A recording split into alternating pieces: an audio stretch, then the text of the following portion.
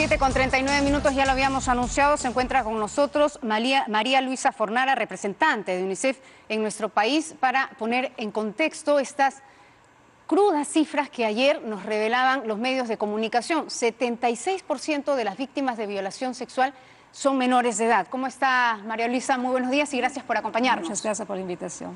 Bueno, es un tema, sin duda, y un problema de salud pública, porque ya no estamos hablando de cifras aisladas, ni de hechos que ocurren en poblados alejados donde a lo mejor el Estado no tiene presencia, lo que claro que también sería un problema, sino estamos hablando de una situación que ocurre todos los días en nuestro país, en todos los ámbitos sociales, en todos los espacios, incluso donde el Estado se encuentra presente.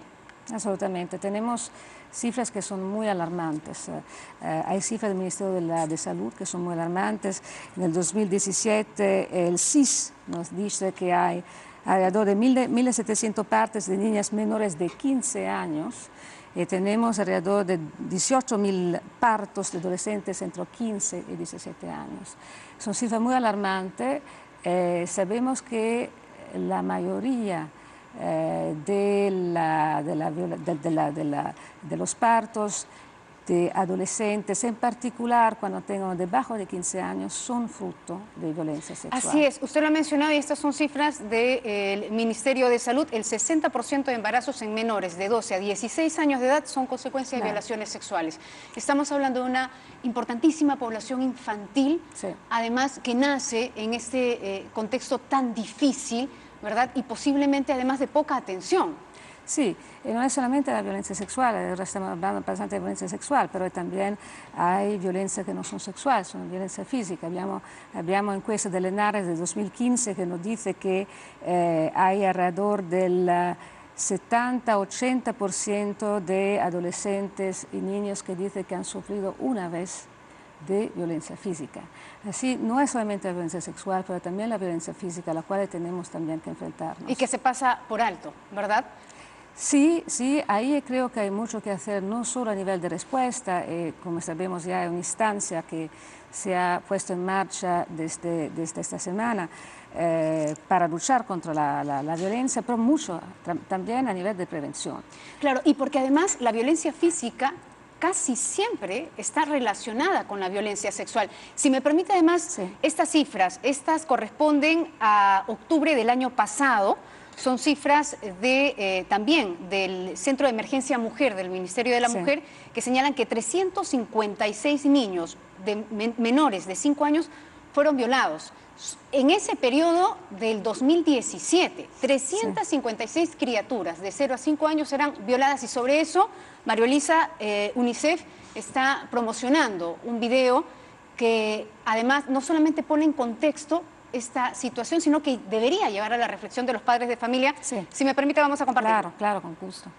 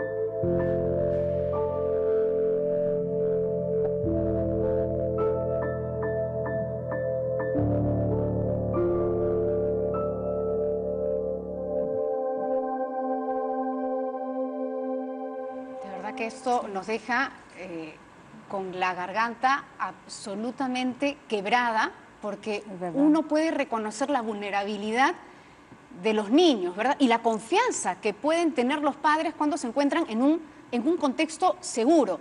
La violación a menores de edad, y esta es otra cifra oficial, es el segundo delito por el que más gente va presa en nuestro país.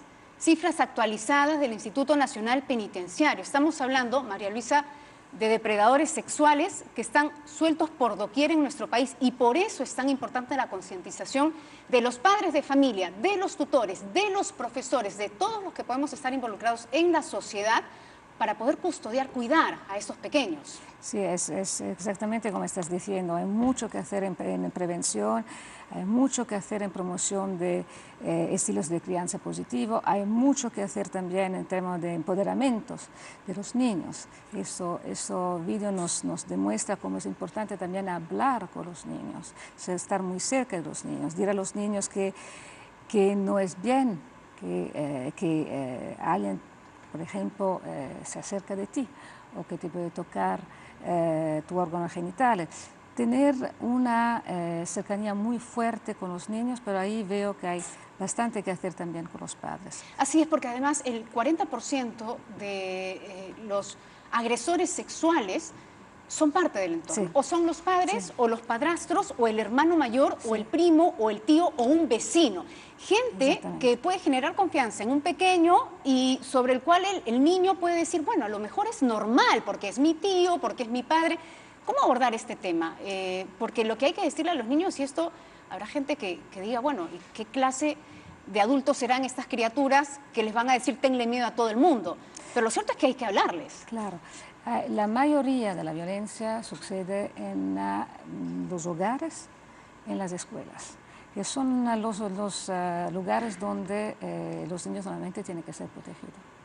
Así, lo que estaba diciendo antes, hay mucho que hacer a nivel de prevención. Yo creo que la instancia que se ha puesto en marcha esta semana de lucha contra la violencia, que es presidida por el MIMP, pero donde hacen parte muchas instancias, es muy importante porque la coordinación entre los varios sectores es fundamental para poder prevenir y dar una respuesta adecuada a este tipo de violencia. Esto ya debería ser una medida que debería implementar el Ministerio de Educación, por ejemplo. Claro, el Ministerio de Educación hace parte de esta instancia que se ha puesto en marcha. Yo sé que ahora va a empujar también bastante fuerte todo lo que es educación sexual integral para también empoderar a los niños. Así es. Que puedan saber lo que se puede o no se puede hacer, lo que es justo, lo que no es justo.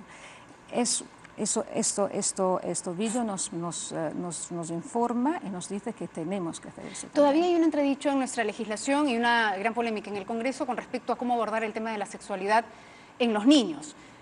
Lo cierto es que hay que hablar de ello y hay que hablar de manera muy sincera. ¿Conoce la UNICEF de registros de medidas que se han implementado que han podido contrarrestar, por ejemplo, las agresiones a menores? Por ejemplo, el enseñarles a defenderse ante una situación de peligro. Sabemos que una criatura no va a poder reaccionar a golpes, pero por ejemplo algo tan sencillo como cuando te sientas en una situación de peligro, grita, y grita pidiendo ayuda, pide auxilio, grita policía, grita me están agrediendo, grita algo útil, sí, claro, para que la gente te auxilie de inmediato. Eso yo creo que los padres tienen ahí un rol muy importante, pero también en las escuelas, porque en las escuelas los niños pasan la mayoría del tiempo. Ahí hay mucha información, mucha capacitación, mucho empoderamiento que podemos hacer de la parte de la escuela. Pero no se hace. Creo que ahora hay una conciencia muy fuerte, después de los hechos que pasaron, en particular con Jimena, pero no solo. Y creo que ahora hay un empuje bastante fuerte para, esa instancia lo muestra, para ver cómo se puede mejorar la política, articular la política y tener servicio especializado también para la niñez. Hay bastantes servicios en el país como los SEM y las DEMUNAS, pero tenemos que especializarlo para atender en particular la niñez. No se atiende un niño como se atiende un adulto. Así es. ¿Cómo se le habla a un niño sobre estos temas? ¿Cómo se aborda el tema? Cada niño a su edad. Cada niño a su edad. Hay experiencias bastante exitosas en varios países. Pero con videos lo hablan los padres en el colegio. Sí, con videos. Hay currículum que ayudan en eso, ¿no? Hay capacitación que se tiene que hacer a los profesores, a los maestros. Hay bastante experiencia exitosa que se pueden tomar como modelos, se pueden hacer aquí sin problema. ¿Y sabes si la está recogiendo el Perú? Ahora lo estamos discutiendo en el marco de esta instancia. UNICEF hace parte de esta instancia. Esta instancia es compuesta, como creo ya sabéis, del MIMP, del MINEDU, sí, del Ministerio del Interior, del Poder Judicial, del Ministerio Público, de la Fiscalía, de la Mesa de Concertación de UNICEF y de Save the Children. Creo que es un espacio extremadamente útil e interesante para empezar a articular. ¿De alguna manera el niño se ve violentado cuando le tocan estos temas? Porque hay mucho temor con respecto a eso, ¿no? De instalar al niño en un espacio que todavía no le corresponde, dicen muchos padres. Como estaba diciendo, cada niño a cada edad, en la medida de su comprensión y de su madurez. Así, no, yo no creo. Yo creo que tenemos que empoderar a los niños, tenemos que darles las herramientas para que se puedan defender. Además, no se le puede subestimar a un niño por ser niño, ¿verdad? Sí, claro, el niño los niños es un sujeto de derecho, es una persona que tiene totalmente la capacidad de poder entender, en la medida que se explique para su nivel de edad, lo que es justo y lo que no es justo.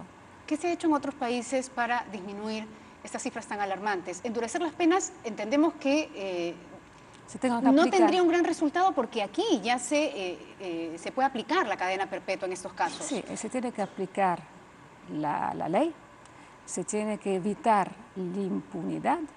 Yo no creo que es una cuestión de hacer penas más severas, se tiene que aplicar ese tipo de...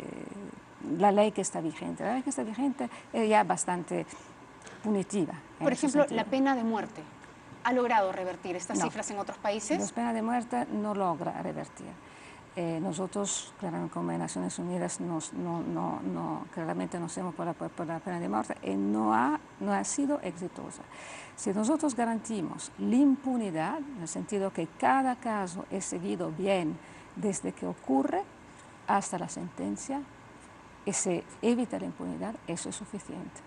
Ahora, puede haber una percepción, y se lo pregunto ya en la discusión de qué hacer, ¿no? como medida judicial. ¿Hay alguna percepción de ese delincuente, de que como a los 35 años podría tener algunos beneficios carcelarios, no importa el delito que cumpla? ¿O eso no tiene absolutamente ningún tipo de implicancia en el criterio de este tipo que es un delincuente? ¿Me estás preguntando? ¿Puedes repetirse? Por si es que finalmente las penas que ya se aplican en nuestro país pueden ser muy laxas y por ello lo que todo el mundo dice, ¿no? Lo que pasa es que en nuestro país no se castiga ejemplarmente, entonces esta gente se cree impune, puede cometer el delito que quiera. Yo creo que la cadena perpetua es una pena bastante fuerte. Yo no creo que tenemos que cambiar el tipo de pena.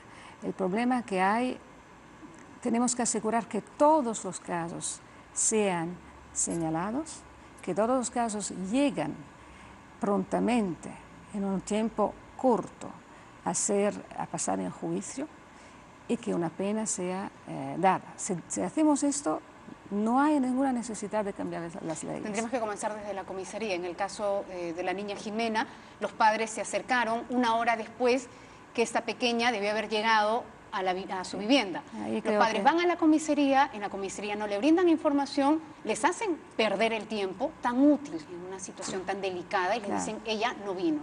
No se aplicaron los criterios y además lo que exige la ley, que inmediatamente se comience este operativo para encontrar a la menor. Sí, absolutamente. Tienes perfectamente razón. Yo creo que hay bastantes medidas que han tomado después de lo que pasó en esa comisaría con Jimena.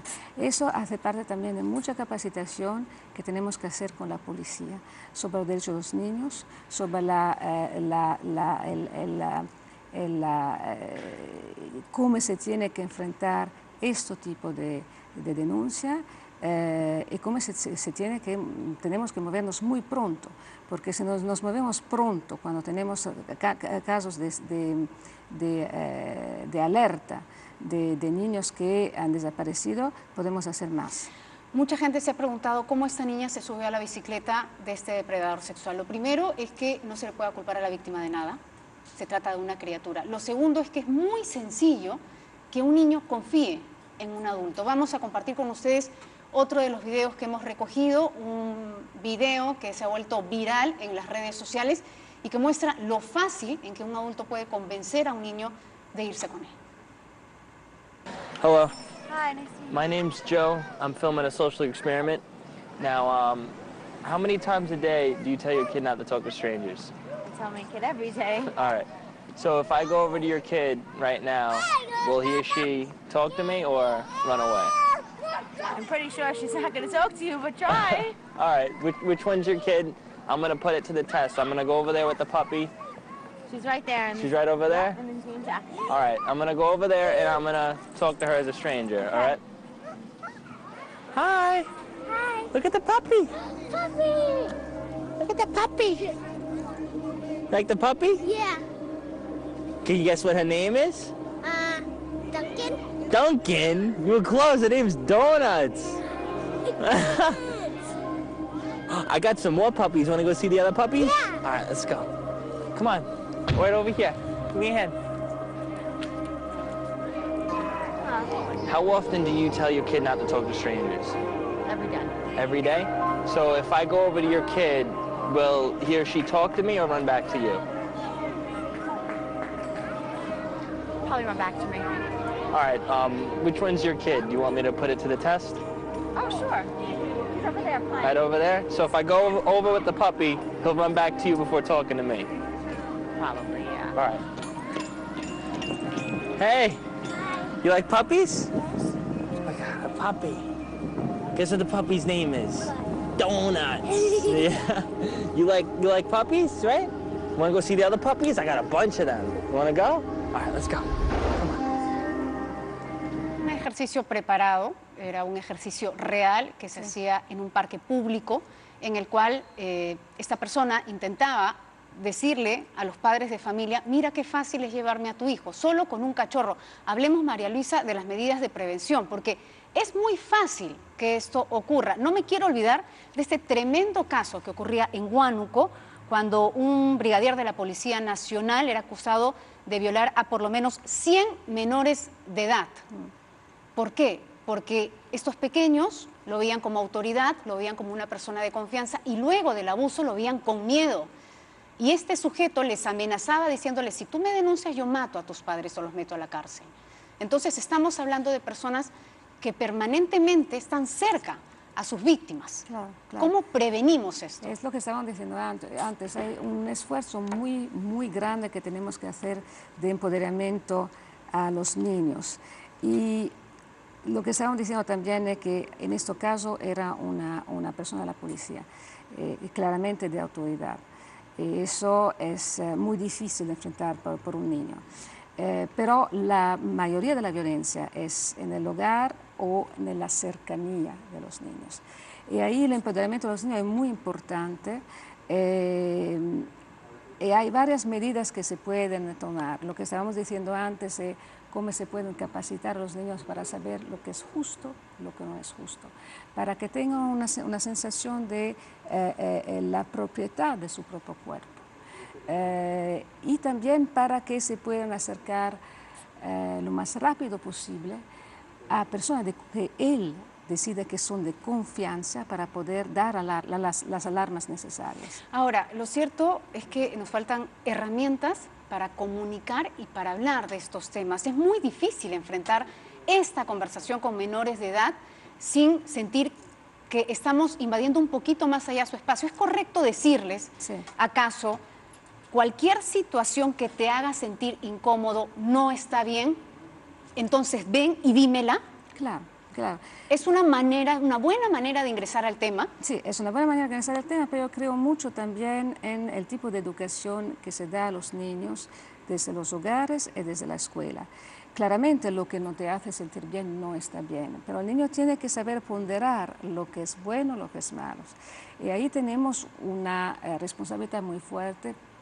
La decisión del Ministerio de Educación de empezar con la educación sexual integral es fundamental en eso. Y por otro lado existe aquí una educación muy proteccionista por parte de los padres. No salgas más allá de esta cuadra, no salgas si es que yo no te estoy mirando desde la ventana de la casa, no cruces la pista si no coges la mano de algún adulto, en fin. Obviamente son directivas muy útiles, órdenes muy útiles para los niños, pero también como que hay un acaparamiento a estos menores, una sobreprotección y no se les deja tomar sus propias decisiones. Y a lo mejor lo que usted dice, ponderar. ponderar estas situaciones? Hay una sobreprotección de algunas familias, no de otras. Tenemos que ver en qué... El equilibrio entre eso. Pero el elemento central en todo eso es el niño. El niño tiene que, desde pequeñito, por la medida que puede, tener ya la herramienta para saber detectar la situación y para saber reportar la situación. Eso es muy importante porque siempre puede ocurrir. Aún tú tienes todas las medidas de protección del mundo, como papá o como mamá, que tu niño sea expuesto a una situación de riesgo. Y ahí tiene que saber cómo poderse defender. Y en esa misma línea, para finalizar, que los padres sepan reconocer también si es que sus niños han sufrido algún tipo de abuso, porque muchas veces cuando ya se da la denuncia ellos dicen: yo me di cuenta en algún momento que algo no estaba bien, pero pensé que estaba deprimido por un amorío adolescente, porque se le acabaron las vacaciones, en fin, los padres a veces buscan excusas que hay que tomarlas un poco más en serio, ¿no? Este tipo de señales. Detectar antes de la parte de los padres, pero hay otros lugares donde se puede trabajar. La escuela puede ser un lugar muy importante. El niño pasa en la escuela varias horas al día y ahí se refuerza también la capacidad de la escuela de los maestros para saber detectar cualquier síntoma de cambio de comportamiento de un niño. Eso también puede ser una alarma que nos puede ayudar. Muy bien, era María Luisa Fornara, representante de UNICEF en nuestro país, contextualizando estas alarmantes cifras. El 76% de las víctimas de violación sexual en nuestro país son menores de edad. Vamos a seguir hablando de este tema, como no, durante esta y la otra semana y las que sean necesarias hasta lograr revertir estas cifras. Son las 8:01, vamos a hacer una pausa, regresamos.